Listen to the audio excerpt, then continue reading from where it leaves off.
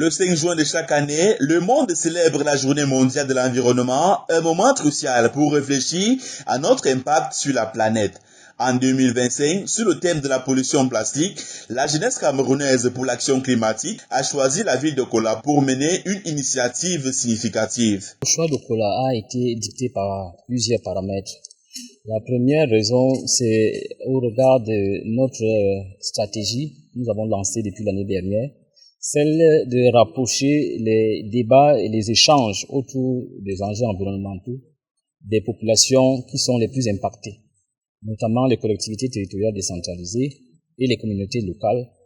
Nous avons donc pensé que Okola, de ce point de vue-là, remplissait déjà ces critères. Le second critère qui nous a amené à porter notre choix sur la commune d'Okola, c'est la thématique même de la journée, qui est celle de la lutte contre les déchets plastiques. Et comme vous le savez, Okola est une commune qui est semi-rurale, et donc une bonne partie de ses résidents se retrouve dans la ville de Yaoundé ou dans les sorties de la ville de Yaoundé. Et par conséquent, avec l'industrialisation qui s'empare de la commune d'Okola, les questions des déchets et des déchets plastiques en particulier commencent à prendre de l'ampleur. La troisième, qui est la dernière raison, c'est la réceptivité de la commune de Kola par rapport à cette initiative. La commune a par le passé organisé un atelier de formation pour ses agents sur la question des déchets. Et ensuite, la commune a entrepris de mettre sur pied un plan communal de gestion des déchets. Et ça montre une volonté de l'exécutif municipal de prendre en charge, ou plutôt de prendre en main la question des déchets. Cette journée mondiale devrait être célébrée tous les jours. Aujourd'hui, nous avons vu, grâce à votre apport, la jeunesse camerounaise pour l'action climatique en synergie avec la commune et les autorités administratives. Nous avons vu aujourd'hui beaucoup d'actions, beaucoup de manifestations, beaucoup de mots. Il faut déjà avouer que le problème des ordures, le plastique en particulier, devient un problème de santé publique à Okola comme partout ailleurs. Donc aujourd'hui, les mots prononcés, les actions entreprises déjà par la mairie, parce que la mairie aujourd'hui, grâce au programme de gestion des ordures qui a été confectionné par le MINDU, avant cette journée, nous sommes en pleine implémentation d'une structure de tri, de pré-collecte, de zones de tri. Cette journée vient en pleine consolidation de ce que nous avons déjà entrepris. Les populations de Kola sont mobilisées comme un seul homme derrière cette initiative.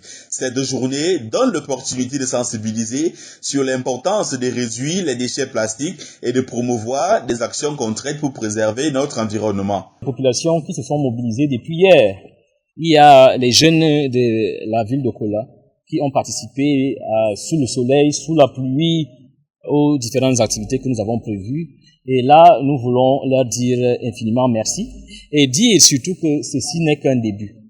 La question des déchets est une question quotidienne.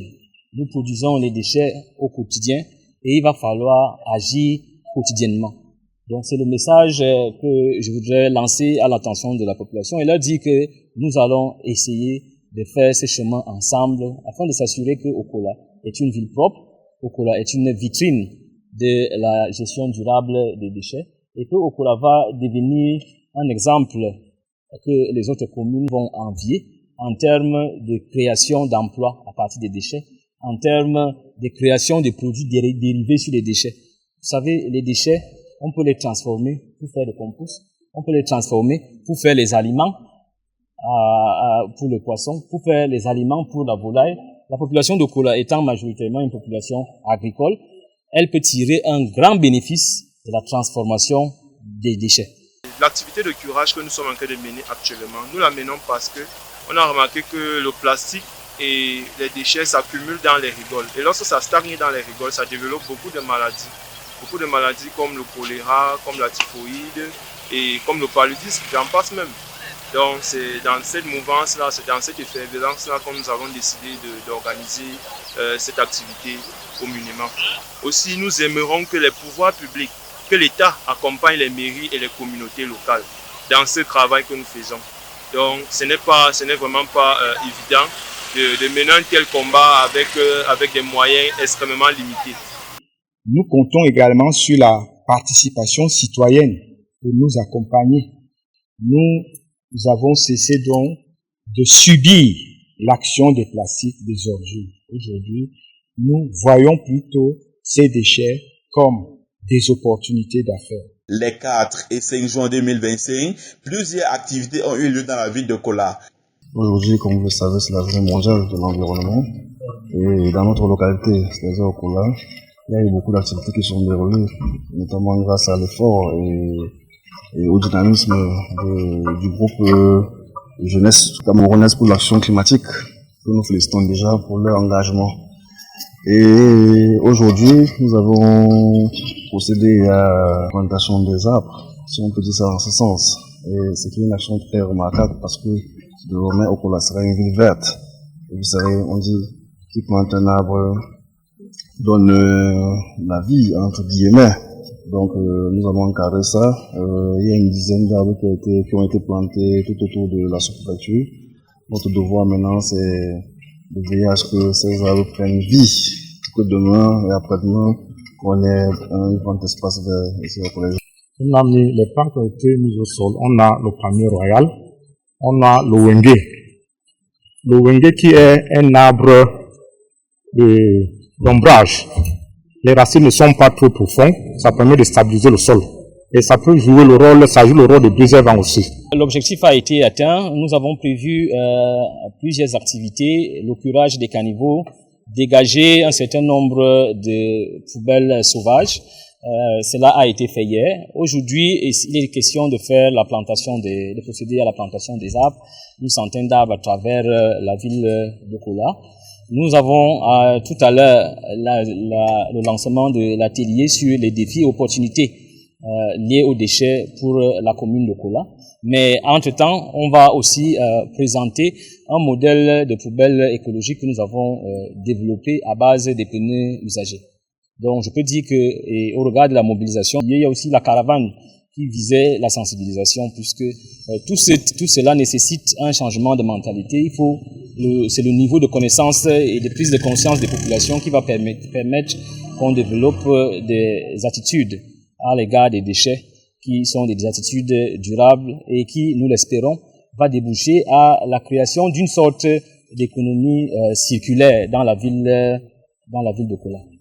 En outre, durant ces journées, des formations ont été organisées autour de la réduction des déchets plastiques, de l'économie circulaire. Plusieurs experts se sont succédés pour éduquer les participants sur ces enjeux cruciaux. J'ai été sollicité pour entretenir les jeunes de la commune de Kola sur comment gérer les déchets en utilisant particulièrement la technologie de la dégradation par les larves de mouches soda noire. Donc ici, on a abordé le point de la valorisation des sous-produits qui peuvent en découler, en l'occurrence les larves de mouche soda noire et le compost biodégradable qui peuvent être utilisés à leur tour dans la pisciculture, dans les plantations agricoles, pour les cultures maraîchères, pour les jardins, pour les pépinières et les larves qu'on peut utiliser dans l'alimentation de la volaille, la pisciculture également, comme je l'ai dit tantôt. Déjà, je dois dire que ça a été un succès, la mobilisation était là, les autorités étaient sur place, les jeunes ont répondu présents, l'association JICAC a, fait de son possible pour fédérer toutes les parties prenantes ainsi que les sectoriels qui interviennent dans la gestion de l'environnement. Les participants ont répondu présents, avides d'apprendre des astuces concrètes pour agir en faveur de la planète. Ça nous a permis à moi particulièrement de découvrir beaucoup de choses, surtout en ce qui concerne les déchets dans leur multiforme. Il ne s'agit pas seulement des plastiques, il ne s'agit pas seulement des vieux pneus, c'est presque tout ce que le paysan ou alors l'être humain utilise et qui n'est plus utile selon lui. Dès qu'on finit de se servir d'un objet, on le jette, mais ce que nous venons de suivre par les experts, ça nous a permis de comprendre, de savoir que lorsque nous finissons d'utiliser quelque chose, nous devons mettre ça de côté pour que plus tard, les personnes qui ont des connaissances bien approfondies viennent récupérer cela et pour transformer cela en autre chose de plus bénéfique. Je souhaiterais, je l'ai dit, que chaque année, ou alors on trouve un autre cadre qui va permettre que, au moins trimestriellement ou 2 fois par an, qu'ils viennent nous faire des séminaires, des renforcements de capacité comme on appelle.